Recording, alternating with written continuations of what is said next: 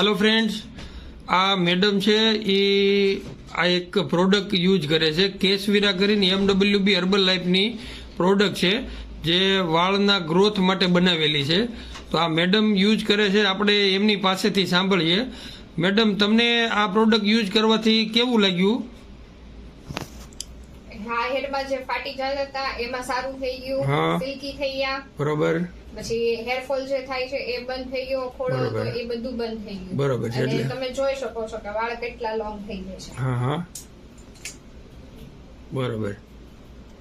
આટલા બધા મોટા વાળ થઈ ગયા તમને?